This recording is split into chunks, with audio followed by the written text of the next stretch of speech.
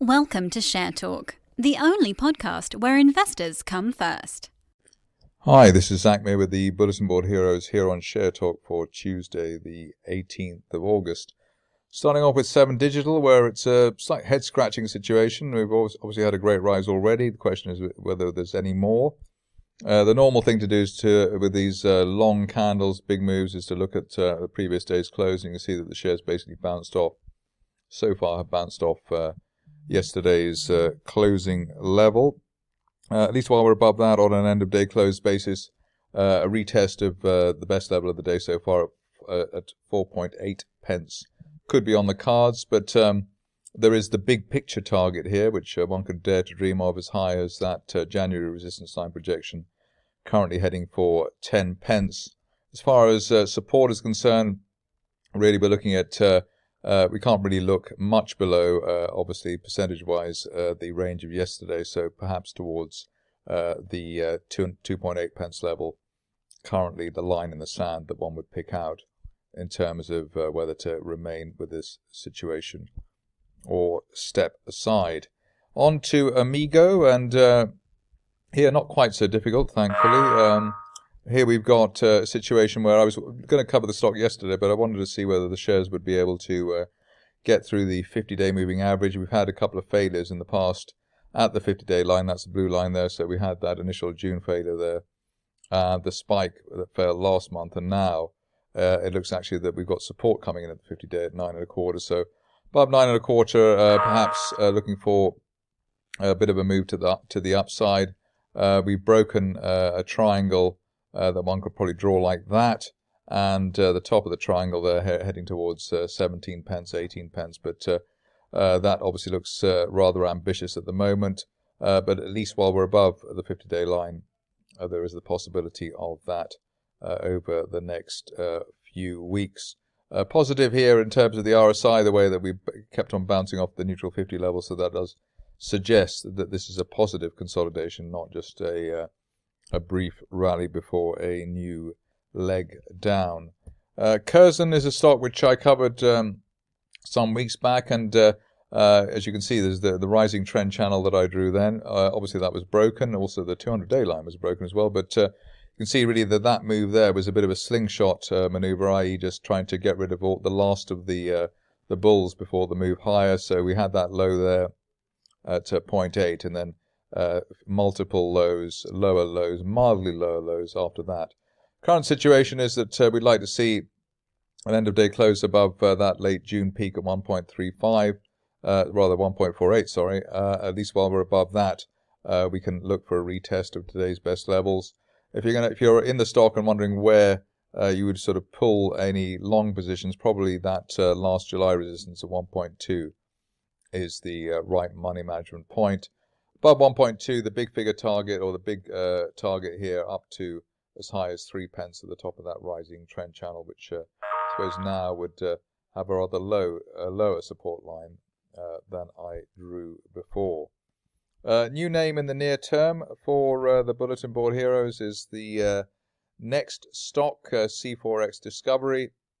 Here we've got nice little build-up that we've had. We've had resistance there at 23 pence in April and in July. So an end-of-day close above that would be a decent starting point in order to call the shares up towards the top of the rising October trend channel as high as 45 pence. This stage, only really back below 20 pence kills the immediate buy argument, especially given the way that all the near-term moving averages are rising. So it does look as though C4X is finally on its way. Very difficult stock coming up next, Harvest Minerals. It's been a bit of a nightmare with these false dawn breakouts that the shares have had, I suppose, over the last year, really, September, February, April and May, and I suppose you would want to say, well, if it's that difficult, one probably want to stand aside. But in the near term, we've had bullish divergence in the RSI window. We've broken out of this falling wedge here from the beginning of last month, which is a decent signal. In fact, that's around the 1.9 pence level, and that resistance line there, and above 1.9. Looking for the 50-day moving average again at 2.52. Best case scenario is that we've turned the corner, and we'll see over the next 1 to 2 months up towards the top of the July broadening triangle at 3.5 pence. Next stock is one which is rather easier on the eye and probably for traders as well, Rainbow Rare Earths. Here we've got the shares hitting the top of that trend channel that I drew from the end of February at 4.2 pence. End of day close above that would take us to a new higher ground in terms of the technicals, allowing us to project the shares up towards the top of the January trend channel there, the January resistance line projection currently pointing at 5 3/4 pence, and 5 3/4 valid while we hold above today's support at 3.5.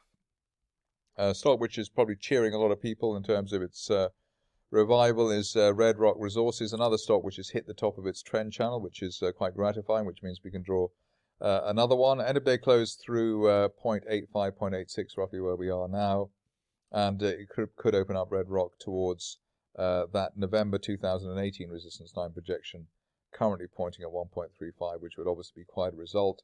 Stop loss at the moment back below 0.75, which is the March resistance from last year. Difficult to resist looking at Supply Me, especially given recent runs to the upside for the shares. First initial target was 0.2, which obviously hit very easily last week. Second target was 0.6, and the third best case scenario target up to 0.9, which was just filled this morning.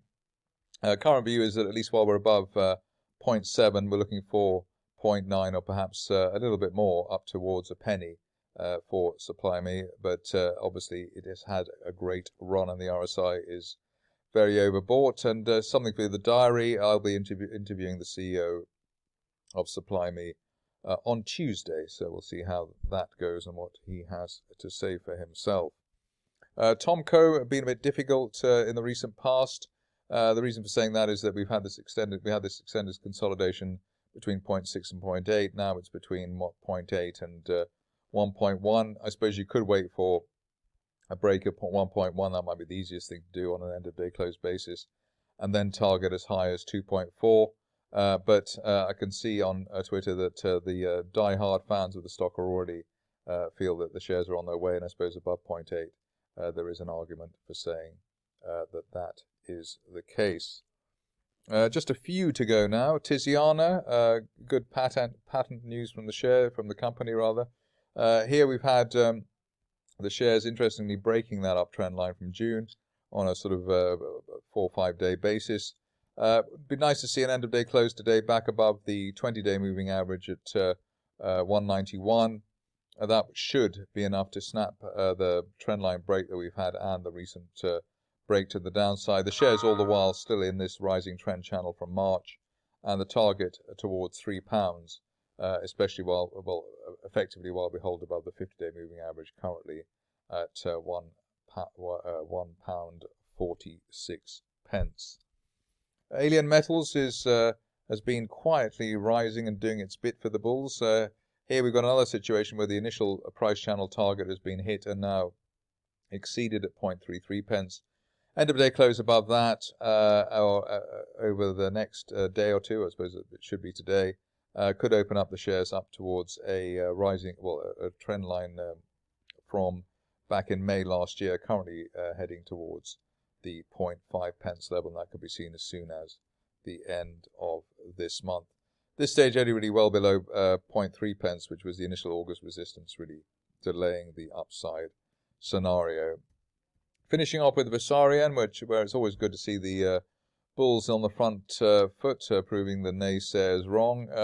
Very strong candle for the stock today. So opening at the low and currently at the high of the day, that does have meaning for technical analysts.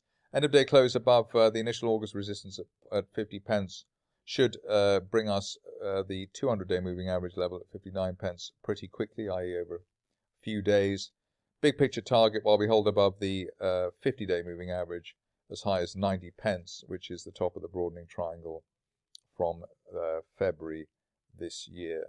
That's it for me today. More updates tomorrow. Thank you for listening. Remember to visit our website for more news and other podcasts at www.share-talk.com.